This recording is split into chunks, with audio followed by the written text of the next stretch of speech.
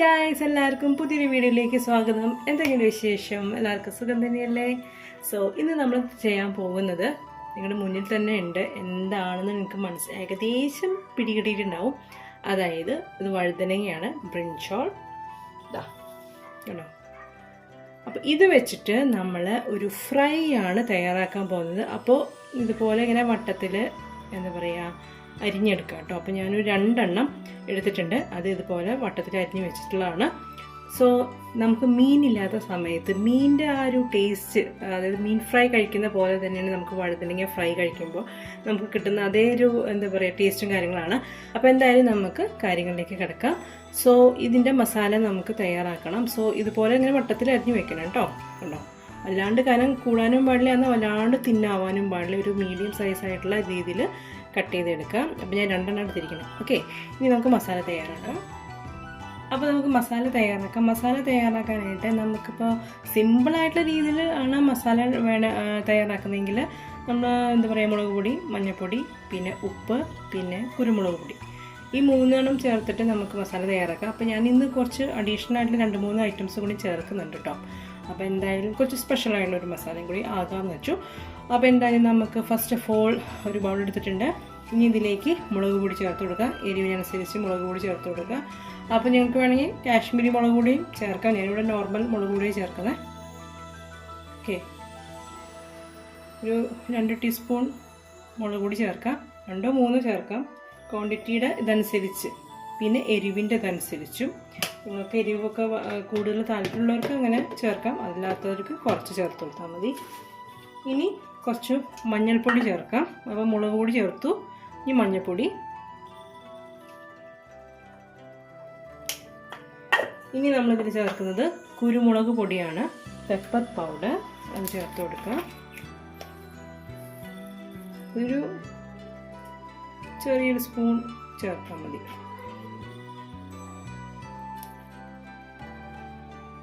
Okay, ഇനി നമ്മളിതിൽ ചേർക്കാൻ പോകുന്നത് ഗരം മസാല പൊടിയാണ്. അത് ഓപ്ഷനാണ്, താല്പര്യമുണ്ടെങ്കിൽ ചേർത്താൽ മതി. ഗരം മസാല പൊടി അത് നമുക്ക് 1 ടീസ്പൂണോ 2 ടീസ്പൂണോ എങ്ങനെയാ വെച്ചാൽ നമ്മുടെ ഈ വഴുതനങ്ങ എത്ര എടുത്തതെന്ന് വെച്ചാൽ അതിനനുസരിച്ചുള്ള ഇത് ചേർത്ത് കൊടുക്കാം. ഇനി നമ്മളിതിൽ ചേർക്കാൻ പോകുന്നത് ഇഞ്ചി വെളുത്തുള്ളി പേസ്റ്റാണ്. അതും ഓപ്ഷനാണ്, നിങ്ങൾക്ക് വേണ്ടെങ്കിൽ ഒഴിവാക്കാം. ഇത് സ്പെഷ്യൽ മസാലയാണ് തയ്യാറാക്കണമെങ്കിൽ ഇതൊക്കെ ചേർത്ത് കുറച്ചുകൂടി ടേസ്റ്റ് കൂടും. അതിൻ്റെ സിമ്പിൾ വേയിലാണ് തയ്യാറാക്കണമെങ്കിൽ, മസാല തയ്യാറാക്കണമെങ്കിൽ മുളക് പൊടി, മഞ്ഞൾപ്പൊടി, കുരുമുളക് പൊടി, ഉപ്പ് മാത്രം മതിയാവും. ഓക്കെ, നമുക്ക് ഇനി ഇതിലേക്ക് ഇഞ്ചി വെളുത്തുള്ളി പേസ്റ്റ് ചേർക്കാം. ഇനി നമുക്കിതിലേക്ക് ഇഞ്ചി വെളുത്തുള്ളി പേസ്റ്റ് അത് 1 ടീസ്പൂണാണ് ഞാൻ ചേർത്തിരിക്കണേ. 1-2 ടീസ്പൂൺ വരെയൊക്കെ ചാവാം കേട്ടോ. അത് നിങ്ങൾ ടേസ്റ്റിൻ്റെ ഇതനുസരിച്ച് ചേർത്താൽ മതി.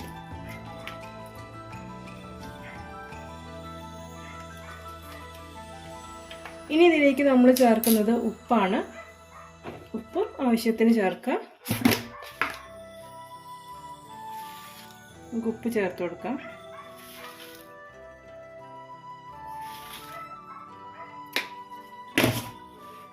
ഇനി നമ്മളിതിലേക്ക് ചേർക്കുന്നത് കോൺഫ്ലോർ ആണ്. കോൺഫ്ലോർ അല്ലെങ്കിൽ അരിപ്പൊടി, അത് നിങ്ങളുടെ ചോയ്സ്. ഏതാ വേണമെങ്കിൽ നമുക്ക് ചേർത്ത് കൊടുക്കാം. ഒരു ക്രിസ്പിനെസ് കിട്ടാൻ വേണ്ടിയിട്ട് മാത്രമാണ് നമ്മൾ ചേർത്ത് കൊടുക്കണം. അതില്ലെങ്കിൽ അത് വേണ്ടെങ്കിൽ ഒഴിവാക്കാവുന്നേ ഉള്ളൂ. അപ്പോൾ ഞാനിവിടെ ഒരു ടീസ്പൂൺ കോൺഫ്ലോർ ചേർത്ത് കൊടുക്കുന്നുണ്ട്. 1 ടീസ്പൂൺ കോൺഫ്ലോർ ചേർക്കാം. പിന്നെ ഇതിലേക്ക് നിങ്ങൾക്ക് വേണമെങ്കിൽ ഒരു പുളിപ്പ് ടേസ്റ്റ് കിട്ടാനായിട്ട് നിങ്ങൾക്ക് വേണമെങ്കിൽ നാരങ്ങ നീര് ചേർത്ത് കൊടുക്കാം. ഞാനത് ചേർത്ത് കൊടുക്കുന്നില്ല. ഇനി നമ്മളിതിൽ വെള്ളം ഒഴിച്ചിട്ട് നന്നായിട്ടൊന്ന് മിക്സ് ചെയ്തിട്ട് നമ്മൾ വഴുതനങ്ങ ഇതിൽ ചേർത്ത് പുരട്ടി വെക്കുകയാണ് ചെയ്യുന്നത്. ഒരു 10-15 മിനിറ്റ് നേരം വെക്കുക, ശേഷം ഫ്രൈ ചെയ്യാം. ഓക്കെ, അപ്പോൾ നമുക്ക് കുറച്ച് വെള്ളം ചേർത്തിട്ട് പേസ്റ്റ് രൂപത്തിലാക്കാം കേട്ടോ മസാല. അപ്പോൾ നമുക്ക് കുറേശ്ശെ വെള്ളം ചേർത്തിട്ട് നോക്കാം.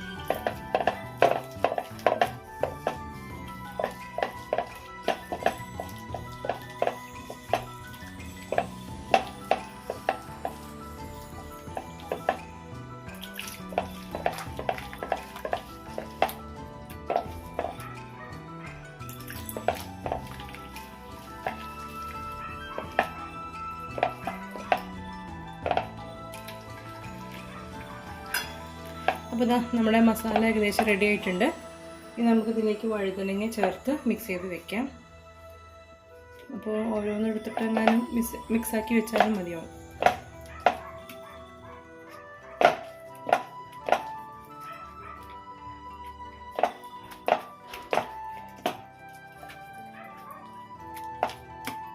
ഒരു 5 മിനിറ്റ് എന്തായാലും വെക്കണേ. മസാല 5 മിനിറ്റ് എന്തായാലും 10-15 മിനിറ്റ് എന്തായാലും മാറ്റി വെക്കണം മസാല പുരട്ടിയതിന് ശേഷം. ഓക്കെ, അപ്പോൾ നന്നായിട്ട് അത് മസാല പിടിക്കാൻ വേണ്ടിയിട്ടാണ്.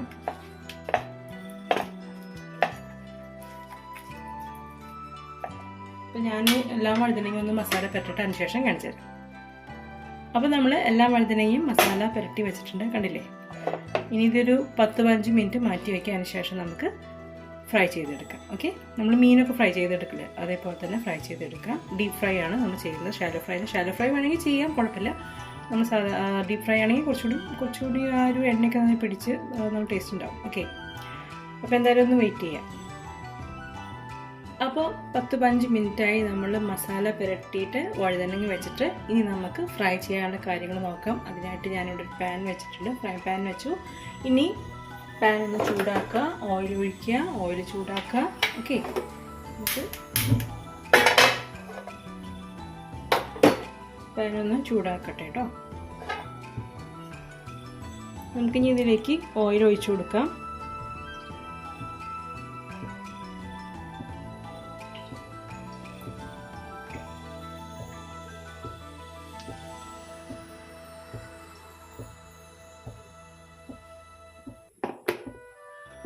അപ്പോൾ ഓയിൽ ഒഴിച്ചിട്ടുണ്ട്. ഇനി ഓയിലൊന്ന് ചൂടായതിന് ശേഷം നമുക്ക് ഓരോന്ന് വഴുതനങ്ങ ഇട്ട് കൊടുത്ത് ഫ്രൈ ചെയ്തെടുക്കാം. ഓക്കെ, 2 സൈഡും തിരിച്ച് മറിച്ചിട്ടിട്ട് വേണം ഫ്രൈ ചെയ്തെടുക്കാനായിട്ട്. നമ്മൾ സാധാരണ മീൻ ഫ്രൈ ചെയ്യില്ലേ, അതേപോലെ തന്നെ. അപ്പോൾ ഓയിലൊന്ന് ചൂടാവട്ടെ. അപ്പോൾ ഓയിൽ ചൂടായിട്ടുണ്ട്, ഫ്ലെയിം ഒന്ന് കുറച്ച് വയ്ക്കുക. ഇനി നമുക്ക് ഓരോന്നായിട്ട് ഓയിലിട്ട് കൊടുക്കാം.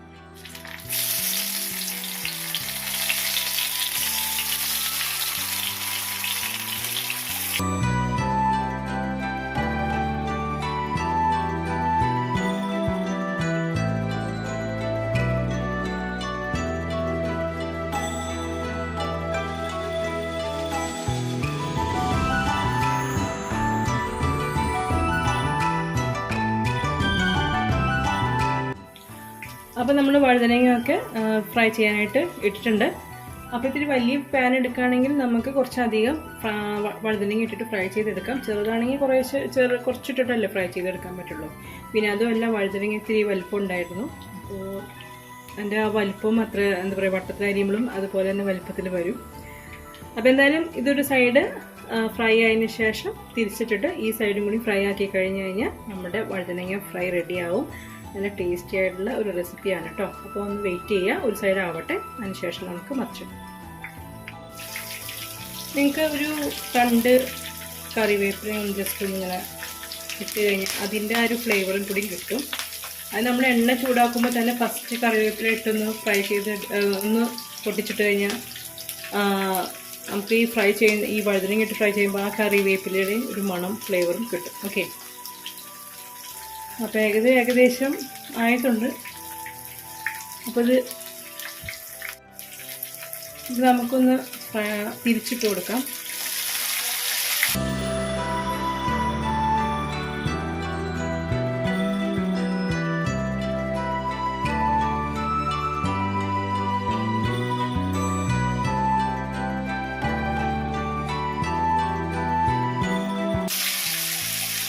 അപ്പോൾ മറ്റേ സൈഡും കൂടി ഒന്ന് ഫ്രൈ ആക്കാം. ഇനി അതിൽ ഈ സൈഡ് ആയിട്ടില്ലെങ്കിൽ നമുക്ക് വീണ്ടും തിരിച്ചിട്ട് മറിച്ചിട്ടിട്ട് നമ്മളൊന്ന് ഫ്രൈ ചെയ്തെടുക്കാം. ഓക്കെ, അപ്പോൾ ഇനി അതും കൂടി ആവട്ടെ.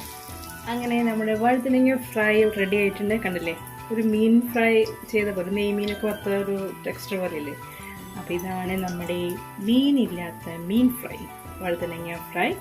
ഇനി നമുക്കിത് മാറ്റാം, ഈ പ്ലേറ്റിലേക്ക് മാറ്റാം.